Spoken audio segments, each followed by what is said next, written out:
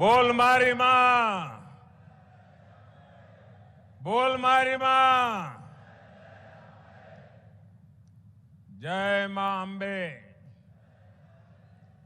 आज मां के 5वें स्वरूप स्कंद माता की पूजा का दिन है। इस शुभ अवसर पर आज मां अंबे के दर्शन और पूजन करने का सौभाग्य मिल रहा है। अंबाजी में माता के दर्शन करने के लिए एक प्रकार से मैं कहूं तो मां की गोद में ही हमारी जिंदगी बीती है, आप सबकी भी बीती है। और हम हमेशा अनुभव करते हैं, जब भी यहां आते हैं एक नई ऊर्जा, नई प्रेरणा लेकर के जाते हैं, नया विश्वास लेकर के जाते हैं। इस बार मैं ऐसे समय में यहां आया हूं जब विकसित भारत का विराट संकल्प देश ने लिया है। 130 करोड़ देशवासियों ने लिया है कि 25 साल के अंदर अंदर हम हिंदुस्तान को विकसित राष्ट्र बना के रहेंगे।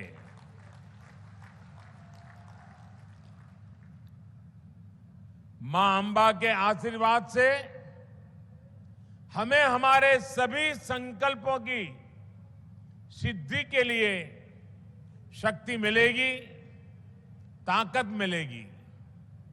इस पावन अवसर पर मुझे बनासकांठा के साथ साथ गुजरात के अनेक जिलों को हजारों करोड़ रुपए की योजनाओं का उपहार देने का अवसर भी मिला है।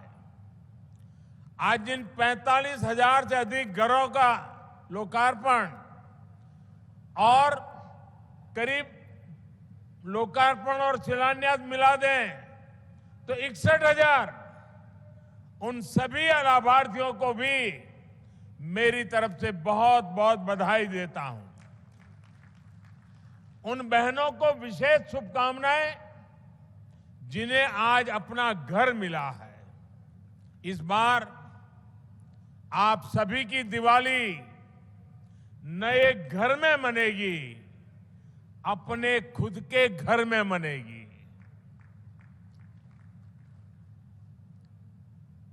આપણને આનંદ થાય કે ના થાય ભાઈઓ? પોતાના ઘરમાં દિવાળી ઉજવવાની વાત આવે અને જેણે જિંદગી ઝૂંપડામાં કાઢી હોય એને પોતાના પાકા ઘરમાં દિવાળી મનાવવાનું મન થાય। એની જિંદગીની આ મોટામાં મોટી દિવાળી હોય કે ના હોય? भाइयों और बहनों, जब हमारी नारी सम्मान की बात करते हैं तो हमारे लिए ये बहुत सहज सी बात लगती है। लेकिन जब इस गंभीरता से इस पर विचार करते हैं तो पाते हैं कि हमारे संस्कारों में नारी सम्मान कितना रचा बसा है। दुनिया भर में जो शक्तिशाली लोग होते हैं, जहां शक्ति की चर्चा होती है तो उनके साथ उनके पिता का नाम जुड़ता है। भाई आ फलाना भाई नो छोकरो आ बहादुर છે એવું કે ના કે? ભારતની પરંપરા જુદી છે। भारत में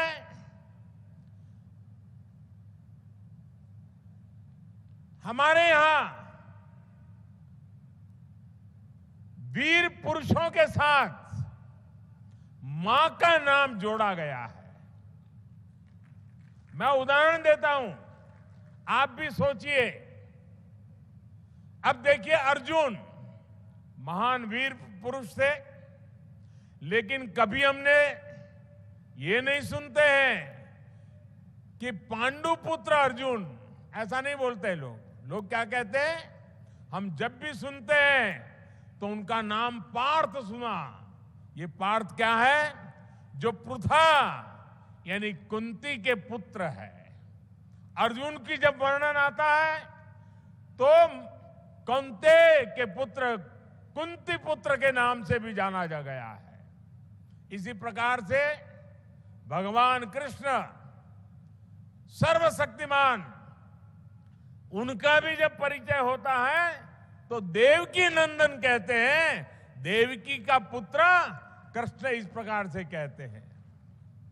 हनुमान जी की बात आती है तो हनुमान जी को भी, हनुमान जी से बड़ा कोई वीर तो हमने अभी सुना नहीं है, लेकिन उनकी भी बात आती है तो कहते हैं अंजनी पुत्र हनुमान, यानी मां के नाम के साथ वीरों के नाम हमारे देश में, ये मां के महात्म्य को, नारी के महात्म्य को, स्त्री शक्ति के महात्म्य को हमारी संस्कार की पूंजी के समान हमें मिला हुआ है। इतना ही नहीं, ये हमारे संस्कार ही है कि हम अपने देश भारत को भी मां के रूप में देखते हैं, खुद को मां भारती की संतान मानते हैं। साथियों, ऐसी महान संस्कृति से जुड़े होने के बावजूद हमारे देश में यह भी हमने देखा कि घर की संपत्ति पर, घर के आर्थिक फैसलों पे ज्यादातर हक पिता का या बेटे का रहा। આપણને બધાને ખબર છે, ઘર હોય તો પુરુષના નામે, ગાડી હોય પુરુષના નામે, દુકાન હોય પુરુષના નામે, ખેતર હોય પુરુષના નામે, મહિલાના નામે કશું જ ના હોય અને પતિ ગુજરી જાય છોકરાના નામે થઈ જાય। આપણે નક્કી કર્યું कि हम प्रधानमंत्री आवास जो देंगे, दीनदयाल आवास जो देंगे, उसमें माता का भी नाम होगा। इसलिए 2014 के बाद हमने फैसला लिया कि गरीबों को सरकार जो पक्के घर बनाकर दे रही है, वो मां के नाम होगा या फिर मां और उसके पति के नाम पर होगा, मां या उसके बेटे के संयुक्त नाम पे होगा।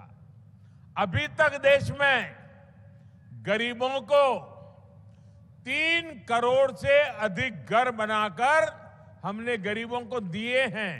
ये जो खुशी आप जिन लोगों के चेहरे पर देख रहे थे ना, इस देश के 3 करोड़ लोगों को घर मिला है और ऐसी ही खुशी उनके चेहरे पर आज नजर आ रही है। और जिनमें से अधिकतर घरों की मालकिन माताएं बहनें हैं। अपना घर होने की वजह से ये अब जो घर मिला है ना, आ घरनी આજની કિંમત કહીએ તો આ બધી બહેનો લખપતિ થઈ ગઈ છે।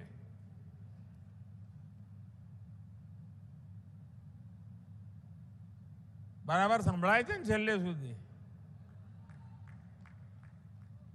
मैं गुजरात सरकार को बधाई दूंगा कि वो हर गरीब को पक्का घर देने के अभियान को तेजी से पूरा करने में जुटी है। मैं भूपेंद्र भाई को धन्यवाद करता हूं। पिछले वर्ष ही 1.5 लाख घर गुजरात में पूरे हो चुके हैं। त्योहारों के इस मौसम में गरीब परिवारों की बहनों को अपनी रसोई चलाने में समस्या ना हो, इसलिए सरकार ने मुफ्त राशन की योजना भी आने वाले 3 महीने के लिए और बढ़ा दी है। मुश्किल समय में देश के 80 करोड़ से अधिक साथियों को राहत देने वाली स्कीम पर केंद्र सरकार करीब करीब 4 लाख करोड़ रुपए खर्च कर रही है। 4 लाख करोड़ रुपए बीते 2 दशकों से माताओं बहनों के सशक्तिकरण के लिए काम करने का बहुत बड़ा सौभाग्य मुझे मिला है। बनासकांठा तो इसका एक बहुत बड़ा साक्षी रहा है।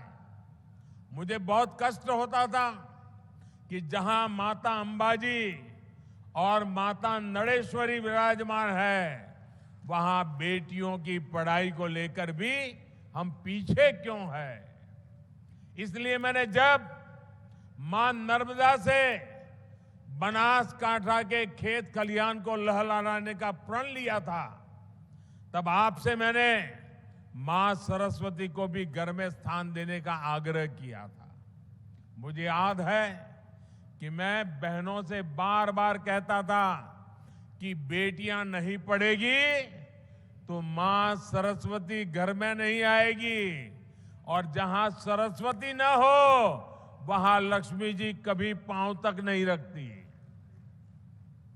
मुझे खुशी है कि बनासकांठा की बहनों ने, आदिवासी परिवारों ने मेरे आग्रह को स्वीकार किया। आज मां नर्मदा का नीर यहां की तकदीर बदल रहा है, तो बेटियां भी बड़े शौक से स्कूल कॉलेज जा रही हैं। कुपोषण के विरुद्ध लड़ाई में भी बनासकांठा ने बहुत सहयोग दिया है। प्रसूति के दौरान माताओं को सुखड़ी वितरण का कार्यक्रम हो या फिर दूध दान करने का अभियान, बनासकांठा ने सफलता के साथ इसे आगे बढ़ाया है। भाइयों और बहनों, मातृ सेवा का जो संकल्प हमने यहां लिया, 2014 के बाद इसके लिए पूरे देश में काम चल रहा है। माताओं, बहनों, बेटियों के जीवन की हर पीड़ा, हर असुविधा, हर अड़चन को दूर करने के लिए उन्हें भारत की विकास यात्रा का सारथी बनाया जा रहा है। बेटी बचाओ, बेटी पढ़ाओ से लेकर देश की सेना में बेटियों की संपूर्ण भागीदारी तक बेटियों के लिए अवसरों के दरवाजे खोले जा रहे हैं। टॉयलेट्स हो, गैस कनेक्शन हो, हर घर जल हो, जनधन खाते हो, मुद्रा योजना के तहत मिल रही बिना गारंटी के ऋण हो, केंद्र सरकार की हर बड़ी योजना के केंद्र में देश की मातृशक्ति है, नारी शक्ति है। साथियों, जब मां सुखी होती है तो परिवार सुखी होता है। जब परिवार सुखी होता है तो समाज सुखी होता है, और समाज सुखी होता है तो देश सुखी होता है। मेरे भाइयों, यही सही विकास है। इसी विकास के लिए हम निरंतर काम कर रहे हैं। आप मुझे बताइए, ये मंदिर के सामने जो इतना जाम लगता था, इससे मुक्ति मिलनी चाहिए थी कि नहीं मिलनी चाहिए थी? वहां शांति का वातावरण चाहिए था कि नहीं चाहिए था? मार्बल लेकर जो ये बड़े बड़े ट्रक मंदिर के सामने से गुजरते हैं, इनके लिए अलग रास्ता होना चाहिए था कि नहीं होना चाहिए था? आज नई रेल लाइन और बाईपास के रूप में हम सभी की एक कामना पूरी कर रहे हैं। भाइयों और बहनों, आज मैं आपको एक हैरानी की बात बताऊंगा। आप सबको ये जानकर के बड़ा आश्चर्य होगा कि आज जिस तारंगा हिल, अंबाजी, आबू रोड, महसाना, ये जो रेल लाइन का शिलान्यास हुआ है ना, देश जब गुलाम था, अंग्रेज जब राज करते थे, अंग्रेजों के जमाने में ये रेल लाइन बनाने का फैसला अंग्रेजों ने 1930 में किया था। यानी करीब करीब 100 साल पहले फाइलें पड़ी हैं। इसकी परिकल्पना अंग्रेजों के जमाने में हुई थी। यानी इस क्षेत्र में रेल लाइन की कितनी अहमियत थी, रेल लाइन की जरूरत कितनी थी, ये 100 साल पहचाना गया। लेकिन साथियों, शायद ये काम भी परमात्मा ने, मां अंबा ने मुझे ही करने के लिए कहा होगा। दुर्भाग्य से आजादी के बाद ये काम नहीं हुआ। आजादी के इतने दशकों तक ये फाइलें सड़ती रही। जब मैं गुजरात का मुख्यमंत्री था तो इसके पीछे लगा हुआ था, इसका प्रस्ताव रखा था, लेकिन तब हमारी कोई सुनवाई नहीं हुई, सरकार कुछ और थी। ये हमारा सौभाग्य है कि आज जब देश आजादी के 75 साल पूरे कर रहा है, तब हमारी डबल इंजन की सरकार को इसे माता के चरणों में समर्पित करने का अवसर दे दिया है। इस रेल लाइन से और बाईपास से जाम और दूसरी समस्याओं से तो मुक्ति मिलेगी ही, साथ ही मार्बल उद्योग को भी बल मिलेगा। वेस्टर्न डेडिकेटेड फ्रेट कॉरिडोर का एक बहुत बड़ा हिस्सा इसी क्षेत्र में है, जो आज चालू हो गया है। डेडिकेटेड फ्रेट कॉरिडोर से यहां का मार्बल, और हमारे किसान तो यहां आलू की खेती करने में मशहूर हो गए, अब सब्जियों की खेती कर रहे हैं, टमाटर की खेती कर रहे हैं, और दूध में भी पीछे नहीं है। ये सारी चीजें बहुत आसानी से उनके लिए रास्ता मिल जाएगा, आसानी से पहुंचाना सरल हो जाएगा। किसानों को विशेष लाभ इसलिए भी होगा क्योंकि आने वाले समय में विशेष किसान रेल भी यहां से चल सकती है। भाई और बहनों, सबसे बड़ा लाभ यहां के पर्यटन उद्योगों को होने वाला है। यहां तो अंबाजी मां स्वयं विराजमान है, और जब मैं मुख्यमंत्री था तो हमने यह 51 शक्तिपीठों का भी निर्माण किया है। मां अंबा स्वयं 51 शक्तिपीठों में से एक है, और हमने सभी दुनिया भर में जहां जहां मां अंबा का स्थान है उसी रिप्लिका यहां बनाई है। यानी एक प्रकार से ये 51 तीर्थ क्षेत्रों की यात्रा अंबाजी में आने से हो जाती है। लेकिन मैंने देखा है अभी भी लोग इतनी तेजी से आते हैं कि मां अंबा के दर्शन किए फिर भाग जाते हैं। मैं ऐसी स्थिति पैदा करना चाहता हूं कि जो अंबाजी आएगा उसको 2-3 दिन यहां रहना पड़े, इतनी सारी चीजें मुझे खड़ी कर देनी है ताकि यहां पूरा रोजी रोटी बढ़ जाए। देखिए पास में गब्बर, अब हम गब्बर को बदल रहे हैं, आपको नजर आता होगा। किसी ने सोचा होगा क्या? आज गब्बर तीर्थ के विकास के लिए मैं गुजरात की सरकार की बहुत प्रशंसा करता हूं। अब अजितनाथ जैन मंदिर, तारंगा हिल, उसके दर्शन भी आसान हो जाएंगे। जैसे पालीताना का महत्व बढ़ गया है, वैसे तारंगा हिल का भी महत्व बढ़ेगा। ये आप लिख करके रखिए। ट्रेन चलेगी तो ज्यादा तीर्थयात्री यहां आएंगे। होटल, गेस्ट हाउस, दुकान, ढाबे वालों की यानी उनकी आय बढ़ेगी। छोटे छोटे दुकानदारों को काम मिलेगा। युवाओं के लिए गाइड से लेकर के टैक्सी सेवाओं तक नए मौके मिलेंगे।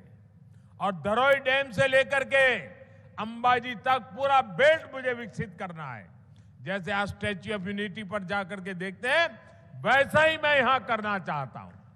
पूरा एक क्षेत्र, धरोई डैम में वाटर स्पोर्ट्स को लेकर संभावनाएं, अब उन्हें भी और विस्तार मिलेगा।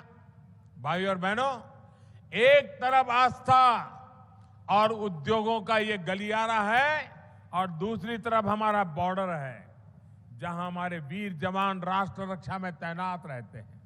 हाल ही में सरकार ने सुईगाम तालुका में सीमा दर्शन प्रोजेक्ट की शुरुआत की है। प्रयास ये है देश भर से लोग यहां आकर के सीधे हमारे बीएसएफ के जवानों के अनुभवों को देखें, जान सके। ये प्रोजेक्ट राष्ट्रीय एकता के पंच प्राणों को भी ताकत देने वाला है, और यहां पर्यटन से जुड़े नए रोजगारों का भी सृजन करेगा। मीठा, थराद, डीसा सड़क के चौड़ी होने से भी इस परियोजना को बल मिलेगा। डीसा में एयरफोर्स स्टेशन में रनवे और दूसरा इंफ्रास्ट्रक्चर बनने से हमारी वायुसेना की ताकत भी इस क्षेत्र में बढ़ने वाली है। रणनीतिक लिहाज से ये एयरफोर्स स्टेशन देश के लिए बहुत महत्वपूर्ण होगा। जब इतना बड़ा स्टेशन यहां बन रहा है, तब आसपास व्यापार कारोबार भी बढ़ेगा।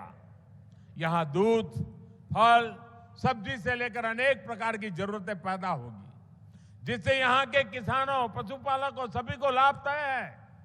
भाइयों और बहनों, बीते 2 दशकों के निरंतर प्रयासों से बनासकांठा की तस्वीर बदल चुकी है।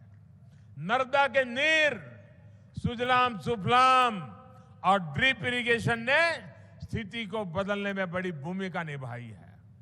इसमें बहनों की भूमिका, इस भूमिका में बहनों का रोल बहुत अग्रणी रहा है। बनासकांठा में कभी अनार की खेती होगी, अंगूर की खेती होगी, आलू और टमाटर इतने बड़े पैमाने पैदा होंगे, कुछ साल पहले तक ये कोई सोच भी नहीं सकता था।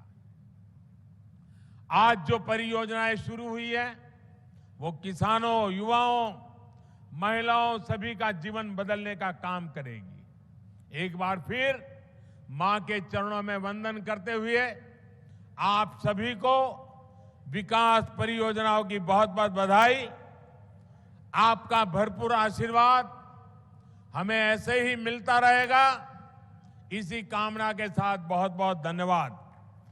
અને પહેલા તો મારે તમારી માફી માંગવી પડે કે મને આવતા મોડું થયું, મને અંદાજ નહોતો કે હવે મેં કહું અહીંયા સીધા નીકળીશું ને પહોંચી જઈશું, પણ રસ્તામાં એટલી મોટી સંખ્યામાં બધા ગ્રામજનો ઊભા હતા તો સ્વાભાવિક રીતે મારું મન થતું હતું એમને પગે લાગવું, અને એમ કરતા કરતા પહોંચવામાં મોડો પડ્યો, એટલે આપ બધાએ રાહ વધારે જોવી પડી, એ બદલ ક્ષમા માંગુ છું। પણ આપણા બનાસકાંઠાના ભાઈઓ અને હવે તો બાજુમાં આપણું ખેડબ્રહ્મા પણ, અમારો સાબરકાંઠાનો પટ્ટો પણ આને જ પડે। આપણે બધાએ વિકાસ અને પ્રગતિના નવા શિખરો સર કરવા છે, અને આ 25 વર્ષ આપણી પાસે મોટો મોકો છે ભાઈઓ। આજે દુનિયામાં લોકોનું ભારત માટેનું આકર્ષણ વધ્યું છે। હવે આ મોકો જતો કરાય, આ તક જતી કરાય, મહેનત કરવી પડે કે ના કરવી પડે, વિકાસના કામોમાં જોર આપવું પડે કે ના આપવું પડે, બધાએ સાથે મળીને આગળ વધવું જોઈએ કે ના વધવું જોઈએ, આ કરીએ તો જ પ્રગતિ થાય ભાઈઓ। અને એ પ્રગતિ કરવા માટે આપે હંમેશા સાથ અને સહકાર આપ્યો છે, એ જ મારી તાકાત છે, એ જ મારી મૂડી છે, એ જ તમારા બધાના આશીર્વાદ અમને નવું નવું કામ કરવાની પ્રેરણા આપે છે। એટલે આ માતાના ધામમાંથી આપ સૌનો, સૌ ગુજરાતવાસીઓનો હૃદયથી આભાર વ્યક્ત કરું છું। ખૂબ ખૂબ ધન્યવાદ।